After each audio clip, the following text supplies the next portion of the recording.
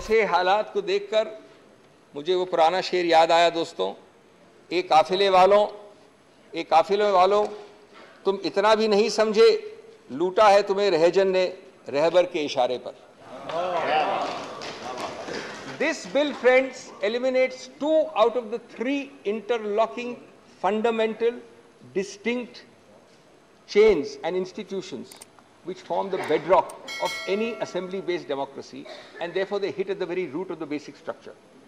These 3 interlocking chains, which are discussed in 10 paragraphs of the Supreme Court judgment, I wish somebody had read the judgment carefully before drafting the bill, are: 1, a political executive through the Council of Ministers answerable to the people; 2, a civil service answerable to the political executive and hence accountable to the people through the political executive; and regulatory agencies which are an integral part of governance in any system. The bill simply eliminates number 2 and 3. Out of 3, it takes away 2. Friends, the object is not to make Hamlet the Prince of Denmark, not even the slave of Denmark, but to take over Denmark itself. It is to make Denmark a hollow shell, substitute NCT for Denmark. Even if this bill is passed, which I am sure it will not be, the result will be the same a third time. History will repeat itself. Friends, constitutional stupidity masquerading as power is by no means a new phenomenon, especially when reason falls on deaf ears. The result is always the same: जिहालत, हिमाकत और नफरत. संविधान का basic structure दोस्तों लम्हों की बात नहीं है, सदियों की बात है. और अगर संविधान को सदियां सुनेगी, लम्हे नहीं, तो हम सबका उत्तरदायित्व बनता है कि हम उस संविधान की आवाज की हिफाजत करें. क्योंकि अदर नहीं तो संविधान चीख चीख कर कहेगा, मुझे लम्हे नहीं सदियां सुनेंगी, हिफाजत से मेरी आवाज रखना. आज आप केंद्र में हैं, मैं आप पार्टी की बात नहीं कर रहा हूं, मैं बीजेपी की बात कर रहा हूं. आज आप ट्रेजरी बेंच में हैं, कल कोई और होगा. ये कायम रहेंगे कि ये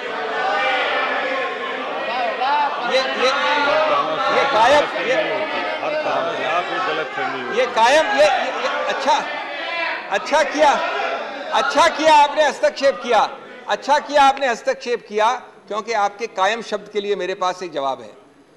तुमसे पहले भी वो जो शख्स यहाँ तख्त नशीं था, तुमसे पहले भी जो यहाँ शख्स तख्त नशीं था, उसको भी अपना खुदा होने का इतना ही यकीन था. बल्कि बशीर बद्र को कृपया भूलिए नहीं.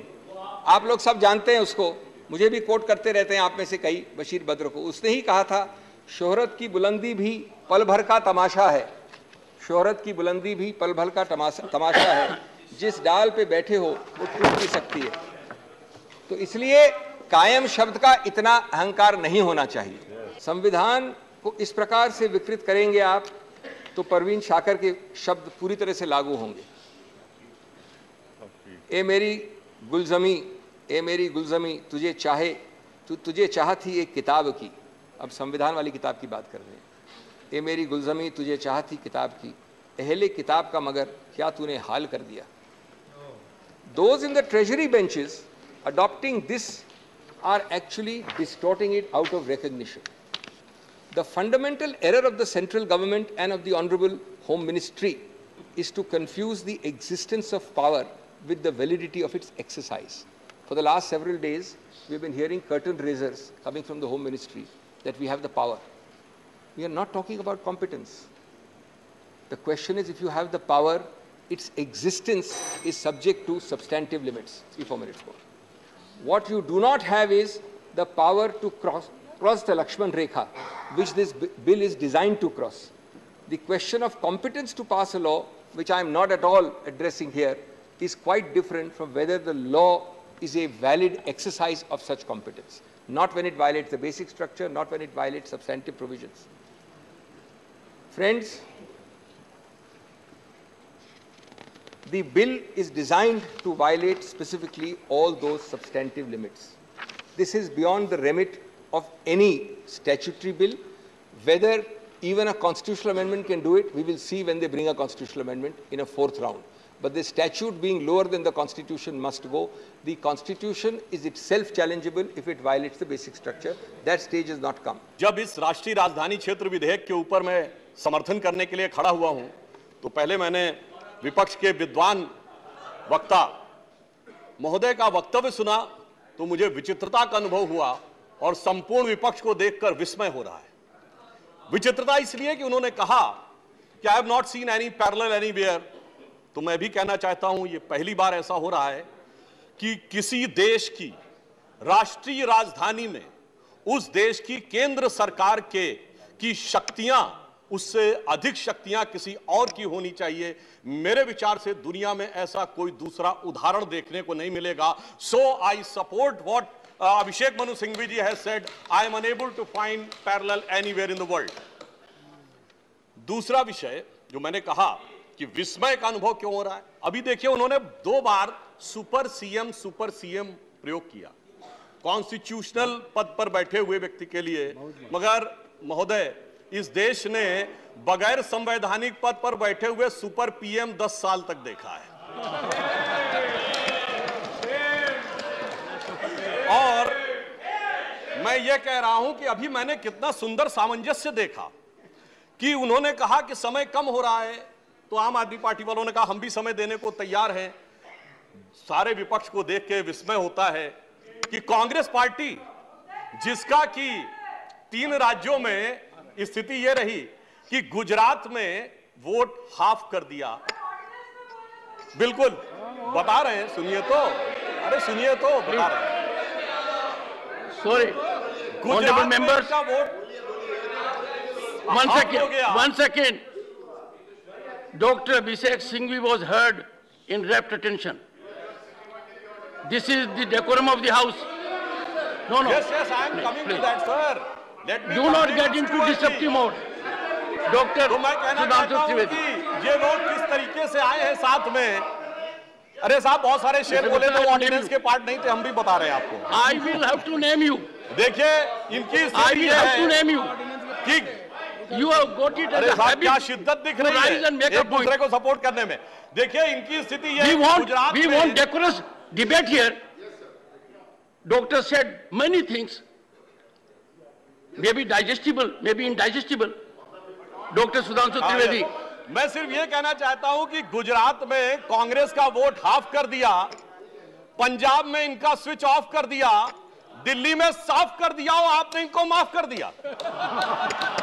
और उसके माफी के बाद भी मुझे लगता है, अभिषेक मनु सिंघवी जी ने कहा था तो मैं भी ये कहना चाहता हूं, आप साथ में आए हैं दिल्ली के इस बिल पे, दिल्ली की जनता के लिए आए हैं या किसी और कारण से आए हैं, ये दिल्ली की समझदार जनता समझती है। तो मैं भी एक पंक्ति कहना चाहूंगा कि शाम तक सुबह की नजरों से उतर जाते हैं, इतने समझौतों पे जीते हैं कि जमीर भी मर जाते हैं। से लोग बहुत दावा करते हैं, इन्होंने बहुत सारी चीजें फ्री दिया, कुछ 100 रुपए दिल्ली की जनता को कुछ मामलों में फ्री मिला और अपने लोगों को कई मौकों पे, कई जगहों पे, दर्जनों से ऐसे लोग हैं जिनको लाख लाख 1.5 लाख की तनख्वाहें मिली। और यदि आरोपों को देखा जाए तो करोड़ों रुपए के घोटालों के आरोप हैं। एक कहावत होती है, माले मुफ्त दिले बेरहम। तो मैं कहना चाहूंगा इनकी तो स्थिति यह है कि माले मुफ्त दिले बेरहम, दिल्ली पे सितम और करोड़ों हजम। तो आज आम आदमी पार्टी की स्थिति यह है कि अब जो चेहरे से जाहिर है छुपाएं कैसे, तेरी मर्जी के मुताबिक नजर आए कैसे। अब इस घर को सजाने का तसव्वुर हुआ बात की बात, अब तो मुश्किल है कि इस घर की हकीकत को छुपाएं कैसे। और यहां पर इसके बाद मैं कटाक्ष के बाद एक बात करुणा के साथ कहना चाहता हूं कि अन्ना हजारे के आंदोलन से निकली हुई वो पार्टी जो एक कमरे के मकान में रहते थे और उससे निकली हुई पार्टी आज सैकड़ों करोड़ के आलीशान मकान में रहती हैं। तो मैं कहना चाहता हूं कि दिल्ली की जनता और जिन जिन लोगों ने उस आंदोलन का समर्थन किया उनके ऊपर भी एक आघात है। और साथ ही साथ ये एक बात का और भी संकेत देता है, फूड फॉर थॉट है देश के लोगों के लिए, कि एक्सपेरिमेंटल पॉलिटिक्स कई बार बड़े विचित्र परिणाम भी देती है। अब किसी नए नवेले प्रयोग को आजमाने का वक्त नहीं है। बल्कि आजमाए हुए मोदी जी के नेतृत्व को चमकाने का वक्त है। भारतीय जनता पार्टी और जनसंघ हम 1951 में बने, हमने 72 साल में कभी कांग्रेस से समझौता नहीं किया, इन्होंने 72 दिन में समझौता किया, तब ये सत्ता में आए। और इसलिए आज दिल्ली की जनता अपने को ठगा हुआ महसूस करती है। और शायद दिल्ली के लोग ये कह रहे होंगे कि मैं समझता था वो कितने मासूम थे, क्या से क्या हो गए देखते देखते। जिनको पत्थर से हमने बनाया सनम, वो खुदा हो गए देखते देखते। अंत में एक लाइन और कहना चाहता हूं कि आज सब लोग मिले, आम आदमी पार्टी और कांग्रेस एक साथ मिले, भारत की सबसे पुरानी पार्टी, पुरानी धुरानी पार्टी, नई पार्टी, नई नवेली पार्टी, अजब अलबेली पार्टी, सब मिलकर एक हो गए। मगर प्राप्त क्या किया? दोनों ने सिद्धांतों से समझौता किया और कांग्रेस ने भी इतना सयाना दांव चला कि इन्होंने अगर उनका हाथ पकड़ के दिल्ली अध्यादेश पर समर्थन लिया हो तो अविश्वास प्रस्ताव ले आए, लीड उनको मिल गई। तो इसलिए मैं कहना चाहता हूं अंत में कि इन लोगों को आखिर में क्या प्राप्त हुआ, ये पंक्ति कह के समाप्त करता हूं कि इनको विधेयक भी नहीं मिला और सम्मान भी नहीं मिला, यानी इज्जत भी गई, बात भी नहीं मिली। तो एक पंक्ति कहता हूं, न तुम ही मिले, आप लोगों के लिए लागू है, न तुम ही मिले न मयस्सर तुम्हारी दीद हुई, दीद मतलब साइट, न तुम ही मिले न मयस्सर तुम्हारी दीद हुई, तुम ही कहो ये मुहर्रम हुई कि ईद हुई।